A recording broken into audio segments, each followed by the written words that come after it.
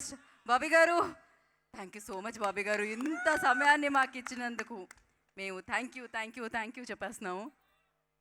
అందరికీ నమస్కారం అండి. నాది పక్కనే గుంటూరు, తెలుసు కదా. విజయవాడలో శ్రీ చైతన్య కాలేజీలో చదువుకున్నాను నేను. ఓరోసి థియేటర్, ఇందాక మన రవి గారు చెప్పినట్టు ఇక్కడ సినిమా హాల్స్ అన్నీ వీకెండ్ చూసినోడే. ముందుగా 2003 జనవరి 12 ఇందిరా 175 డేస్ విజయవాడలో జరిగింది. ఎంతమంది గుర్తుందో నాకు తెలియదు, కానీ వచ్చిన వేలాది మందిలో నేను ఒకడిని. ఆ రోజు స్టేజ్ మీద చిరంజీవి గారితో ఉన్న ఒక చిన్న బుడ్డోడు ఈ తేజ సజ్జా.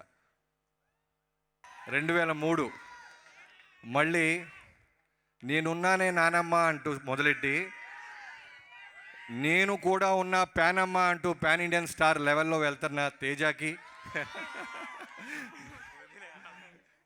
సో నానమ్మ ప్యానమ్మ చాలా చాలా ఆనందంగా ఉంది తమ్ముడు. అంటే ఒక హనుమాన్ తర్వాత, అంత హ్యూజ్ సక్సెస్ తర్వాత 3 ఏళ్ల పాటు ఒక హీరో ఒక సినిమాని నమ్ముకొని, రెమ్యునరేషన్ కూడా సినిమాకే పెట్టండి సార్, మొత్తం అయిన తర్వాత చూద్దామని విశ్వప్రసాద్ గారికి నువ్వు చెప్పావని తెలుసుకున్నాను నేను. నీలాంటి డెడికేషన్ ఉండటం వల్లే సక్సెస్ వెతుక్కుంటూ వస్తుంది. సో నీ డెడికేషన్కి, నువ్వు ఇచ్చిన టైంకి ఈ మిరాయ్ అనేది ఒక బెస్ట్ ఎగ్జాంపుల్, ఒక భగవంతుడి నుంచి వచ్చిన గిఫ్ట్. తర్వాత నేను ఇండస్ట్రీకి వచ్చిన తర్వాత నాకు శ్రీహరి గారి తర్వాత నాకు బాగా అన్న అంటూ క్లోజ్ ఉన్న వ్యక్తి మరెవరో కాదు, స్టేజ్ మీద ఉన్న మనోజ్ అన్న. నేను 2011లో నేను మ్యారేజ్ చేసుకుంటే, ఎవరికి తెలియదు ఇది, నేను మ్యారేజ్ చేసుకుంటే కొత్తగా పెళ్ళైతే ఇంకా సెటిల్ ఉన్నవాడికి చాలా టెన్షన్స్ ఉంటాయి కదా. ఆ టైంలో నేను పెళ్ళైపోయి 1 వీక్ తర్వాత నేను హైదరాబాద్ వస్తున్నా కార్ వేసుకొని, నేను నా వైఫ్. మనోజ్ అన్న ఫోన్ చేసి, నీకు ఇమ్మీడియట్గా డైరెక్షన్ ఇస్తాను, అసలు స్ట్రెస్ పడకు, నీకు ప్రమోషన్ ఇస్తాను, నువ్వు వచ్చేసే, రైటర్గా నువ్వేంటో నాకు తెలుసు, డైరెక్షన్ చేద్దు కానీ తమ్ముడు అన్న. మనోజ్ అన్న 2011లో నాకు ఆఫర్ ఇచ్చాడు. అప్పటికి నేను ఇంకా సిద్ధంగా లేను కాబట్టి ఓ 2 ఇయర్స్ తర్వాత మళ్ళీ రవితేజ గారి రూపంలో నేను డైరెక్టర్ని అయ్యాను.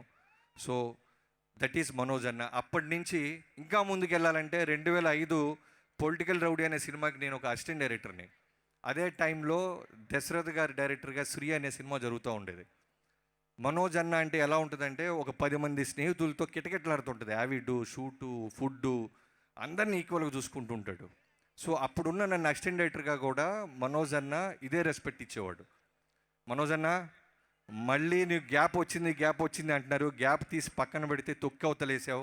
నిజంగా విలన్ అనేవాడు ఇంత స్ట్రాంగ్గా ఉంటాడు, ఇంత అద్భుతంగా చేస్తాడని తెలుగు రాష్ట్రాలే కాదు, యావత్ భారతదేశంలో ఈ సినిమా చూసిన, మిరాయి చూసిన అందరికీ ప్రూవ్ చేసావు. నువ్వు అంత బలంగా ఉండవు కాబట్టే తేజ సజ్జా ఈ సినిమాలో యుద్ధం చేస్తుంటే చివరి మినిట్ దాకా హోల్డ్ అయింది థియేటర్. నీ ఎంట్రన్స్ వచ్చినప్పుడల్లా నాకు ఒక తెలియని ఒక గూస్ బంప్స్ మూమెంట్ని డిజైన్ చేశారు. సో లవ్ యూ అన్న, వెల్కమ్ బ్యాక్ అగైన్. సో తర్వాత ఈ సినిమా డైరెక్టర్ గురించి చెప్పాలి. కెమెరామెన్గా, స్క్రీన్ ప్లే రైటర్గా, కథకుడిగా, డైరెక్టర్గా ఈ సినిమా తను తీర్చిదిద్దిన విధానం నిజంగా చాలా గొప్ప విషయం, చాలా కష్టం కూడా. నాకు కార్తీక్ ఘట్టంనేని ఫస్ట్ సినిమా సూర్య వర్సెస్ సూర్య కూడా నాకు ఇష్టం. ఆ తర్వాత తను చేసిన సినిమాలు ఈగలు కూడా ఇష్టం. అది రెవెన్యూ దగ్గర, బాక్స్ ఆఫీస్ దగ్గర ఎలా రెవెన్యూ వచ్చినా ఇవన్నీ పక్కన పెడితే తన క్రాఫ్ట్ చాలా ఇష్టం నాకు. సో కార్తీక్, నిజంగా నువ్వు ఇందాక నీ టీం అందరిని పిలిచావు చూసావా, అక్కడే నీ వ్యక్తిత్వం తెలుస్తుంది తమ్ముడు. నేను ఎప్పుడూ అనుకుంటా నా సినిమా ఈవెంట్స్కి, ప్రీ రిలీజ్ ఈవెంట్కి టీం పిలవాలని, బట్ ఎక్కడో మైక్ పట్టుకోగానే వచ్చే భయం వల్ల, లేకపోతే పెద్దవాళ్ళ పేర్లు చెప్పే ప్రాసెస్లోనూ మిస్ అయిపోతుంటాను. నేను చూడంగా నాకు అదే అనిపించింది. నా నెక్స్ట్ సినిమా మాత్రం ఫస్ట్ అందరికంటే ముందు నా టీం స్టేజ్ ఎక్కిస్తాను, నువ్వే ఎగ్జాంపుల్. సో ఈ సినిమాకు నువ్వు పెట్టిన కష్టం, నిజంగా ఈ ఫలితం you deserves man. Enjoy the success. And Vishwaprasad గారి గురించి చెప్పాలి. మీ అందరికీ తెలుసో లేదో, ఆయన నాకు తెలిసి వెంకీమామ ఫస్ట్ సినిమా ప్రొడ్యూసర్గా తెలుగులో నా సినిమాతోనే మొదలెట్టారు. సో విశ్వప్రసాద్ గారి గురించి మీ అందరికీ తెలుసు. అంటే పవన్ కళ్యాణ్ గారికి ఎంత బలంగా ఉంటారో మీకు తెలియని సినిమాలు కూడా ఆయన బలంగా నిలబడ్డ సినిమాలు మా అందరికీ తెలుసు, ఇండస్ట్రీలో ఉన్న వాళ్ళకి. సో ఒక ఈగల్ సినిమా తర్వాత ఆ సినిమా సరిగ్గా రాలేదు కదండి రెవెన్యూ అంటే అవన్నీ పక్కన పెట్టి మిరాయి లాంటి ఒక సినిమాని కార్తిక్ ఘట్టంనేనితో పాటు నిలబడి బాంబే తమిళనాడు ఇలాంటి అన్నీ తిరుగుతూ ఈ సినిమాని నమ్మి ఈ సక్సెస్కి ప్రధాన కారణమయ్యారు విశ్వప్రసాద్ గారు. వాళ్ళ పాప కృతి ప్రసాద్ గారికి చాలా చాలా అంటే ఫస్ట్ సినిమా అంటే ఆ అమ్మాయికి ఈ సినిమా చేయటం. సో కంగ్రాచులేషన్స్ కృతి ప్రసాద్ గారు మీకు కూడా. సో విశ్వ గారు, ప్రొడ్యూసర్ చాలామంది ఉంటారు కానీ ఫెయిల్యూర్స్తో సంబంధం లేకుండా హీరోలతోనూ డైరెక్టర్లతోనూ ట్రావెల్ అయ్యే మీకు మీ ఇలాంటి వాళ్ళు చాలా ఒక 100 ఏళ్ళు చల్లగా ఉండాలని నా భగవంతుని కోరుకుంటున్నాను. అండ్ తర్వాత ఈ మ్యూజిక్ డైరెక్టర్ గురించి చెప్పాలి. నేను ఫస్ట్ అనుకున్నాను ఈ సౌండింగ్ చాలా బాగుంది, మనకు తెలియని పేరు కదా, ఎక్కడో చెన్నై నుంచో మలయాళం ఇండస్ట్రీ నుంచో తెచ్చి ఉంటారు, అందుకే చాలా బ్రహ్మాండంగా కొట్టాడు అనుకున్నాను. యూ ప్రూవ్ మీ రాంగ్ తమ్ముడు. నువ్వు తెలుగు మా హైదరాబాద్లో మణికొండలో ఉండి కొట్టేశాడంట.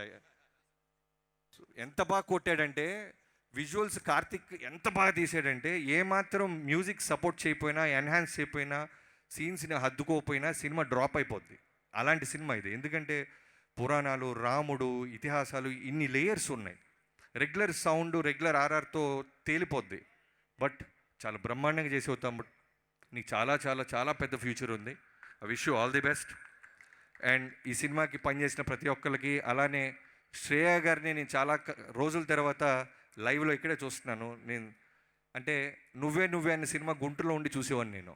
సొంతం సంతోషం నాగార్జున గారితో చూసిన శ్రేయ గారు యాజ్ ఇట్ ఈస్గా అలానే ఉన్నారు. అంటే పాస్ బట్టలే వాళ్ళు లొక్కేశారా, ఏం తింటున్నారు ఏం తాగుతున్నారు మనకు తెలియదు, ఆ సీక్రెట్ తర్వాత అడగాలి. Ma'am, you did a wonderful job.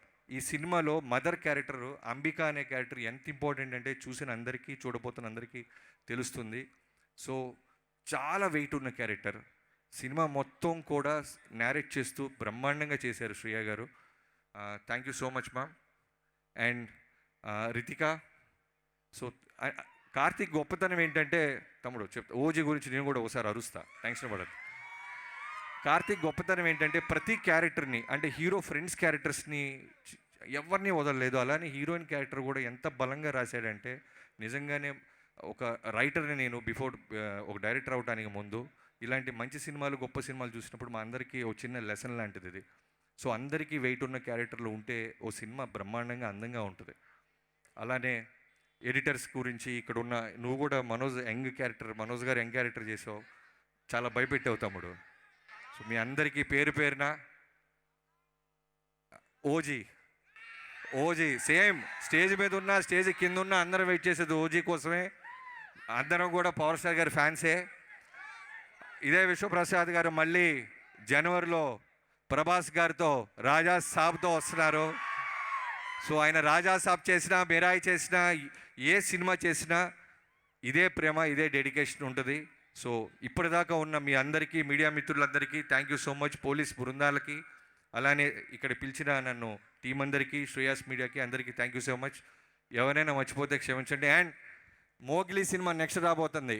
మీరు డాకు చూస్తుంటే డాకులో చేసిన రాతముడు, డాకులో ఫస్ట్ ఓపెనింగ్ మన ఓడితో స్టార్ట్ చేసాం. So Sandeep Raj colour photo లాంటి ఒక నేషనల్ అవార్డు సినిమా తీసిన నెక్స్ట్ ఈ బ్యానర్ రాబోతున్న సినిమా మోగ్లీ. ఖచ్చితంగా మిరాయ్ సక్సెస్ నీకు కంటిన్యూ అవుద్దని, దానికంటే మంచి పేరు వస్తుందని నమ్ముతున్నాను తమ్ముడు. I wish you all the best. Thank you so much.